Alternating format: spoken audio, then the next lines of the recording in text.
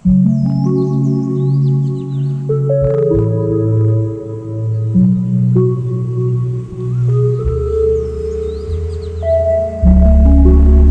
সকাল বন্ধুরা, আমার নতুন ব্লগে তোমাদেরকে স্বাগত জানাচ্ছি। আশা করব তোমরা সবাই খুব ভালো আছো, আমরাও ভালোই আছি। এখন সকাল 8টা বাজে, ব্যালকনিতে এসে দাঁড়ালাম আর খুব ভালো লাগছে, কোকিলের ডাক শোনা যাচ্ছে। আর আজকে সূর্য এখন ওঠেনি, আমার জলমুড়ি খাওয়া হয়ে গেছে, তো ব্যালকনিতে আমি অনেকক্ষণ দাঁড়িয়ে থাকি, খুব ভালো লাগে সকালের এই পরিবেশটা। আজকে একটু দেরি হয়ে গেল ব্লগটা শুরু করতে, 8টা বাজে। এখন যাব ছাদে, গিয়ে একটু ঘোরাঘুরি করব, গাছে জল দেবো, তারপর চলে যাব নিচের ঘরে, গিয়ে তালা খুলবো। প্রত্যেক দিনের একই কাজ, সকাল থেকে রাত 12টা অবধি সব কিছু তোমাদের সাথে শেয়ার করার চেষ্টা করি। তো দেখা যাক আজকের ব্লগটা কেমন হয়, আশা করবো ভালোই হবে, তোমাদের ভালো লাগবে। দেখো 8টা 10 বাজে এখন। বনিকে এখন একটু ডাকবো, তারপর চলে যাব ছাদে। বনি ওঠ। বনি সকাল সকালই ঘুম থেকে ওঠে, কিন্তু আজকে উঠতে পারেনি, তাই ওকে ডাকলাম। ববি তো একটু দেরি করে ওঠে। এই যে টিভিটা চালিয়ে নিয়ে চলে যাচ্ছি ছাদে। এখন এত ভালো লাগে ঠাকুরঘরের সামনেটা দেখতে, পরিষ্কার পরিচ্ছন্ন। আগে তো কেমন লাগতো, এবার বর্ষা জল আর আসবে না, শ্যাওলাও পড়বে না, এটা ভাবলেই ভালো লাগে। দেখো কত সুন্দর লাগে। কদিন পর আবার পুটির কাজ শুরু হবে, এখন আর করছি না, কারণ 2 মাস একটানা এত শব্দ হয়েছে বাড়িতে, কান রাখা যাচ্ছিল না। ভাবছি যে না থাক, কিছুদিন পর শুরু করি, কারণ ওয়ালগুলোকেও ওরা চিপিং করবে, ওই একটা আওয়াজ হবে, তার জন্য একটু দেরি করে করবো। আর এত সুন্দরভাবে কোকিল ডাকছে, ছাদে এসে খুব ভালো লাগছে। গাছে জল দেবো এখন। আর এখানে এত বড় বড় গাছ, প্রত্যেকটা গাছই টিয়া পাখির বাসা। কোকিলের তো বাসা হয় না, কাকের বাসায় ডিম দেয়, এটা জানি। তো যাই হোক, খুব ভালো লাগছে। আর দেখো আমাদের এখানে কত গাছ, নারকেল সুপারি গাছে ভর্তি, বেশ সুন্দর লাগে পরিবেশটা। আমার গাছে জল দেওয়া হয়ে গেছে, আর এই জায়গাটা এখন খুব সুন্দর লাগে, একদম বাংলোর মতো লাগে। আর মায়ের ঘরটা আমার গেস্ট রুম, এখনও সেভাবে কিছু রাখা হয়নি। বনের এই জিমে জিনিসগুলো থাকে, তো পরে একটা বেড রাখা হবে, একটা ছোটো আলমারি রাখা হবে। এখন তো আর মা নেই, তাই মায়ের ঘরটাকে গেস্ট রুমই করবো। এই দেখো চাবি নিয়ে চলে যাচ্ছি আমি এখন নিচের ঘরে। নিচের ঘরে মেঝেটা এত সুন্দর লাগছে এখন দেখতে। আগে তো ফাটা ছিল মেঝেগুলো, সাধারণ মেঝে ছিল, আর ভূমিকম্পে ফেটে যায়, খুবই বাজে লাগতো, আর আলো সেভাবে খেলতো না। এখন রান্নাঘরে জানলা খুলে দেবো। আর দেখো এখানে অনেক কাঠ দেখা যাচ্ছে, এগুলো সব দরজা কেটে নিয়ে বের হয়েছে। এখন জানলা খুলে দিলে বেশ সুন্দর আলো হয়, ঘরগুলো ভালো লাগে দেখতে। এই জানলাটা এখন খুলে দেবো। প্রত্যেকদিন এই জানলা খুলছি না, কারণ দরকার হয় না।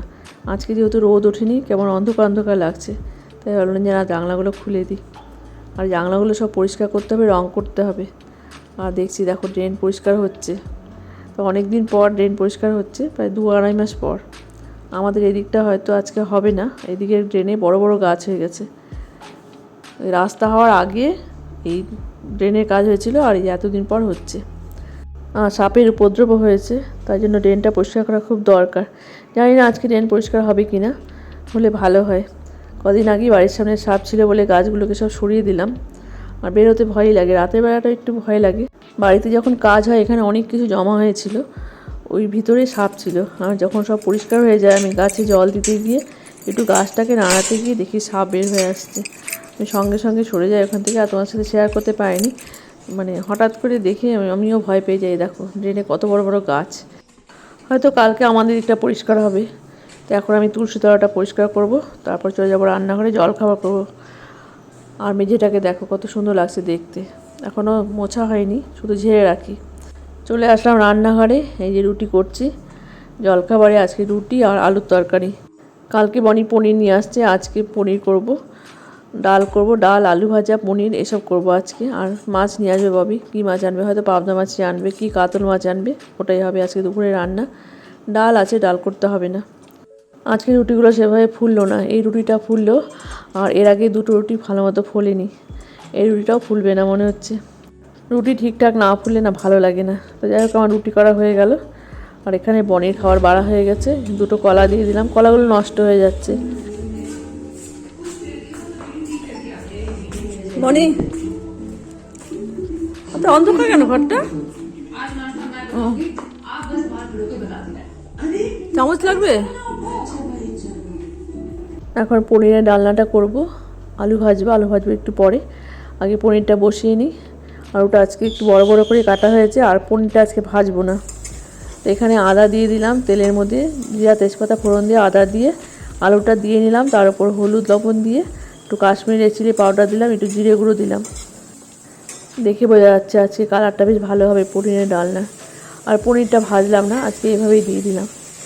একটু নাড়াচাড়া করে নিয়ে এর মধ্যে দিয়ে দেবো টমেটো সস। টমেটো সস দিলে খুব ভালো হয় পনিরের ডালনা, একটু টক টক হয়, খেতে খুব ভালো লাগে।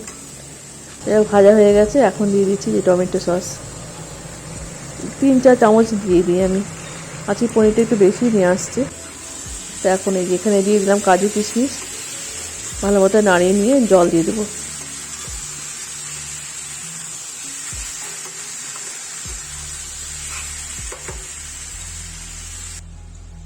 জল দিয়ে দিলাম পনিরে। এখন করব আলু ভাজা। কালো জিরা কাঁচা লঙ্কা ফোড়ন দিয়ে আলুটা দিয়ে দিই। লবণ হলুদ কিছুই দিই না আমি, এভাবেই ভাজি। নামানোর আগে কোনো দিন লবণ দিই, না তো নামিয়ে নিয়ে লবণ দিই। আলু ভাজাটা গরম থাকতে থাকতে দিই লবণ, মাঝে মাঝে চাট মশলাও দিই, দিয়ে ভালো মতো নাড়িয়ে নিই। আগে যখন আলু ভাজতাম সব কিছু একসাথে দিয়ে দিতাম, আলুগুলো সব ভেঙে যেত, একদম দলা পাকিয়ে যেত। আর বেশি আলু একসাথে ভাজলে একটু তেলটা বেশি লাগে, তখন বুঝতাম না, আলুগুলো সব দলা পেকে যেত। আর দেখো পনিরটা হচ্ছে, পনিরের কালারটা বেশ সুন্দর হয়েছে, ডালনার কালারটা। অনেক দিন পর আজকে বাড়িতে পনির হলো। ওরা 3 ভাই বোন পনির খেতে খুব ভালোবাসে। টুসু পুতুল যদিও রান্না করে না, পনির একা থাকে, ওর ভালো লাগে না এত কিছু রান্না করতে। ও মাছ মাংসটা রান্না করে খুব সুন্দর। আর ও আগে গ্লাভস পরে মাছ ধরতো, এখন এমনি ধুচ্ছে। এখন অভ্যাস হয়ে গেছে, আগে একটু ঘৃণা পেত, এখন বলছি যে না, এখন সব অভ্যাস হয়ে গেছে। তো যাই হোক, নিজে রান্না করে খায় আর গল্প শুনি, বেশ সুন্দর রান্না করে। তার পনিরটা নামিয়ে নিলাম, আর কালারটা দেখো বেশ সুন্দর হয়েছে, তখনই বুঝতে পারছি কালারটা ভালো হবে। আর ববি নিয়ে আসলো পাবদা মাছ। এত ছোটো পাবদা মাছ ভীষণ ভয় লাগে।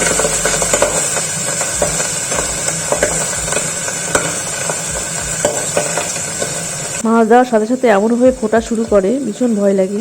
তো ফোটাটা বন্ধ হয়ে গেলে এইভাবে আমি ফাঁক দিয়ে আরও 2টো মাছ দিয়ে দিই। 4টা করে মাছ ভাজা করি। আর যখন তেলটা হাতে পড়ে এতটাই কষ্ট হয়, কদিন থাকে হাতের মধ্যে ফোসকা। এ দেখো হচ্ছে, একটু পরপরই দেখি। কদিন আগে তো মাছ পুড়ে গেছিলো, আর খুব সাবধানে উল্টাতে গিয়েও আবার দেখি হাতের মধ্যে তেল ছিটে এসে পড়ে, ভীষণ ভয় লাগে। কোনো সময় এমনভাবে লেগে যায় এই কড়াইয়ের মধ্যে, তাই জন্য এই প্যানটাতে ভাজি। এই প্যানটা বেশ সুন্দর, মাছগুলো ধরে না। নতুন একটা স্টিলের প্যান কেনা হয়েছে। একদিন মাছ ভাজতে গিয়ে বেশিরভাগ মাছই ভেঙে যায়, তাই আর ওই প্যানটা ইউজ করি না, এই প্যানটাই এখন ইউজ করি। দেখতে বাজে লাগে, কেমন একটু হয়ে গেছে। ওই মাছ ভেজে বেশ ভালো লাগে। এই মাছটাকে একটু উল্টিয়ে দিচ্ছি, একটা পাশে একটু সাদা সাদা আছে। আমার মাছ একটু লাল লাল ভাজা না হলে ভালো লাগে না। আর 3টা মাছ ভাজলেই হয়ে যায়। 12 পিস মাছ নিয়ে আসছে, তো হয়ে গেল 9টা মাছ ভাজা। আর এখানে 3টা মাছ আছে, দিয়ে দেবো, তাহলে হয়ে যায়। আর এই প্যানেই আজকে মাছের ঝোল করব। 2টো মাছ দিয়ে এত আওয়াজ হচ্ছে যে এই মাছটা দিতে আমার ভয় লাগছে। পাবদা মাছ ভাজা মানে একরকম যুদ্ধ করা। তো হয়ে গেল আমার মাছ ভাজা। আজকে মাছগুলো বেশ সুন্দর আছে, একটা মাছও ভাঙেনি, তাই উঠিয়ে নিচ্ছি। এখানে একটু কালো জিরা কাঁচা লঙ্কা দিয়ে পেঁয়াজ দেবো, আর যতটুকু তেল আছে এর মধ্যেই রান্না করব। এই মাছগুলো এক পাশটা একটু সাদা সাদা দেখলাম, তাই আবার দিয়ে দিলাম। বললাম না, মাছ একটু লাল লাল না হলে আমার ভালো লাগে না। তো হয়ে গেল সমস্ত মাছ ভাজা। সামান্য তেল আছে, খুব বেশি তেল নেই।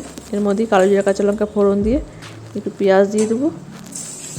আর এখন আলু দিচ্ছি না, আলু বেগুন দিয়ে করলে ভালো লাগে পাবদা মাছ। শুধু মশলাটা কষিয়ে নিয়ে ঝোলটা করব। বিজন বস খুব ভালোবাসতো আলু বেগুন দিয়ে করলে। আলু বেগুন দিয়ে করলে ঝোলটা একটু পাতলা পাতলা হয়, আর মশলা দিয়ে শুধু করলে একটু ঘন হয়, ঝোলটা ভালো লাগে খেতে। লবণ হলুদ দিয়ে দিলাম, আর কাশ্মীরি রেড চিলি পাউডার দিলাম।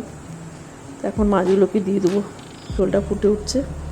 মাছের ঝোল হতে হতে আমি বাদবাকি কাজগুলো করে নেবো। অনেক বাসন আছে, ওগুলো মাজতে হবে। আর তারপর তো রান্নাঘর পরিষ্কার পরিচ্ছন্ন করতে হয়।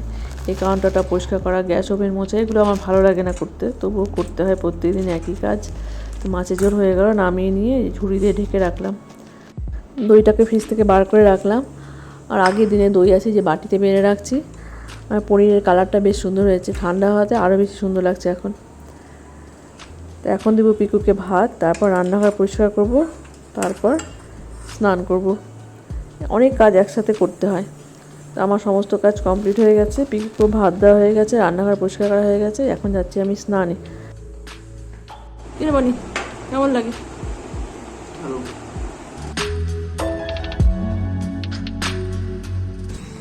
নে টাটা।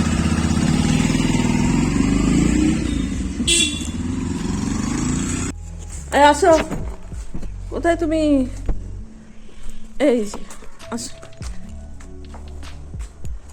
সন্ধ্যা দি।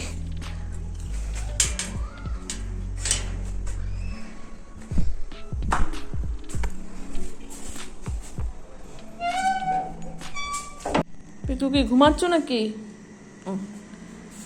থাকো।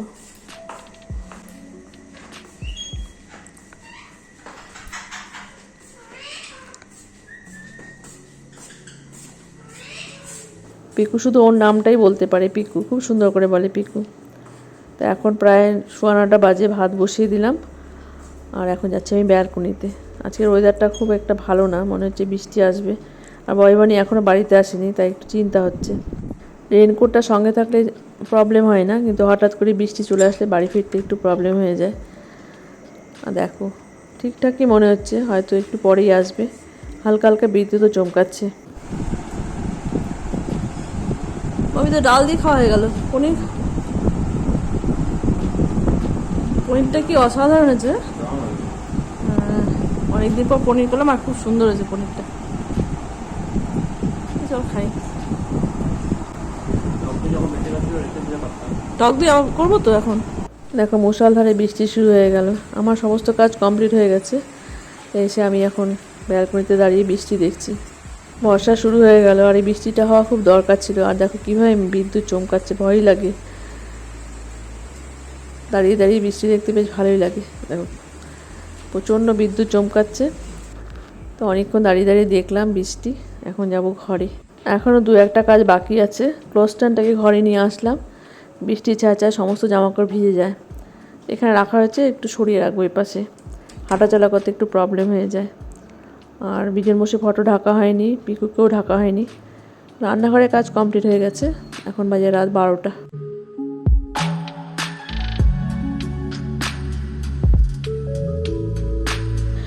এই ঘড়িতে ঠিকঠাক বোঝা যাচ্ছে। আর দেখো বোঝা যাচ্ছে বাইরে বিদ্যুৎ চমকাচ্ছে কীভাবে। দুটো কাজ বাকি আছে। এই যে বিজন বসে ফটো ঢাকা হয়নি, পিকুকেও ঢাকা হয়নি। আর ববি এখন টেবিলটাকে পরিষ্কার করবে, ঢেকে রাখবে। তো রান্নাঘরে যাচ্ছি। আর দুটো বাসন কালকে আমি বার করছি, তোমাদেরকে দেখানো হয়নি। এগুলো আমার ট্রাঙ্কে ছিল, ট্রাঙ্কগুলো তো সব নামানো হয়েছিল। ট্রাঙ্ক খুলে দেখছি যে এই বাসনগুলো আছে, আমার মনেই ছিল না। বেশ বড় বড় দুটো বাসন, আসলে মনে থাকে না। ট্রাঙ্কের মধ্যে রাখা হয়েছে। আর কলকাতাতে অনেক বাসন নিয়ে যাই, তো এগুলো এখন কাজে লাগবে। দেখো কীভাবে বিদ্যুৎ চমকাচ্ছে। তো আশা করবো আজকের ব্লগটা তোমাদের ভালো লাগলো। আর যে সমস্ত বন্ধুরা আমার চ্যানেলটা সাবস্ক্রাইব করে দিয়েছে তোমাদেরকে অনেক অনেক ধন্যবাদ জানাচ্ছি। আর নতুন বন্ধুদেরকে ওয়েলকাম জানাচ্ছি আমার চ্যানেলে। দেখতে থাকো আমার ব্লগ। যদি ভালো লাগে তো চ্যানেলটা সাবস্ক্রাইব করে দিও। এই ব্রেডটাও ধুয়ে রাখলাম, দই পাতা হয়ে গেছে। ভাতের হাঁড়ি তো রাতে ধুই না, সকালবেলা ধুয়ে নিয়ে তারপর ভাত বসাই। তো চলো, দেখা হচ্ছে নতুন ব্লগে। সবাই ভালো থেকো, সাবধানে থেকো। কালকে অবশ্যই ব্লগ করবো। তো রাখছি, গুড নাইট।